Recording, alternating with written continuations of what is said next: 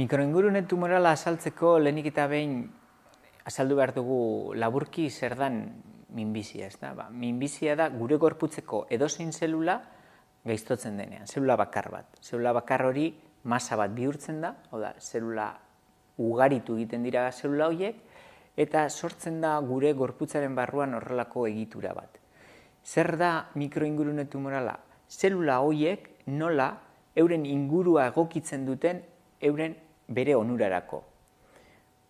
Batetik bidaltzen dituzte sustantzia batzuk beretzako ere onuragarriak direnak, eta beste alde batetik sustantzia horrek inguruan dauden zeluletan dute eragina eta inguruko zelula guzti horiek ere beretzako lanean jartzen dira. Hori da ingurune tumorala.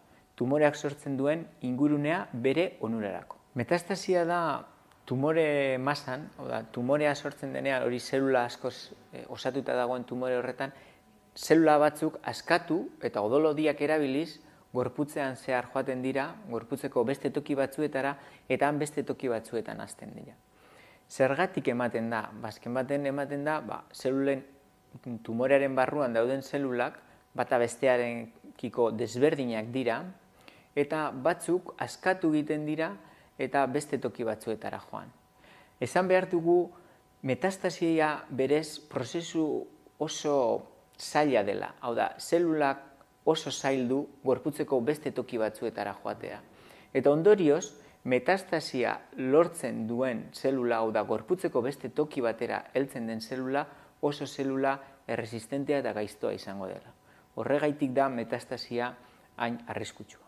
Posible bai da, baina ulertu egin behar da ondo. Hau da, azken baten, orokorrean minbizia, sortu den hasierako minbizia edo metastasia izan, bietan gertatzen dena da zelula horiek izugarrizko ezegonkortasun genetikoa dute. Hau da, etengabe ari dira ugaritzen, baina zelula batetik hurrengora oso zelula desberdinak sortzen dira.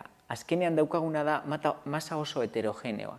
Naiz eta sorreran guztiak berdinak izan, ugaltzen doazen heinean desberdintzen doaz. Orduan dauzkaguna da azpipopulazio desberdinak. Beraz, aurre egiteko guztiak ondo ulertu behar ditugu. Guztiak ulertzeko gai izan behar gara. Eta jakin behar dugu bakoitzak nolako mekanismoak erabiltzen dituen irauteko. Nire ustez, erronkarik garrantzitsuena da minbizia bera osotasunean, bere osotasunean ezagutzea. Hau da, alde batetik, esan dugun moduan, minbiziak dauzka azpipopulazio desberdinak. Beraz, guztiak ondo ezagutu behar ditugu, bakoitzak nolako mekanismoak dituen. Beste alde batetik, ezagutu behar dugu sakonki zer gertatzen den mikroingurunean. Hau da, inguruan dauden zelula horiek, ez direnak minbizi zelulak, baina minbiziak beretzako lanean jarri dituenak nola aldatzen diren. Beste alde batetik, ikusi behar dugu ere immunitatearekin zer gertatzen den. Beraz, etorriko diren tratamenduak dira guztia ondo ulertuta daukagunean, mekanismo guztiak ondo ulertuta eta hortik jo beharko du. Hau da, ez da izango mekanismo bakar bat ezagutzea, baizik eta zati guztiak ondo ulertu eta guztiak batera jartzen.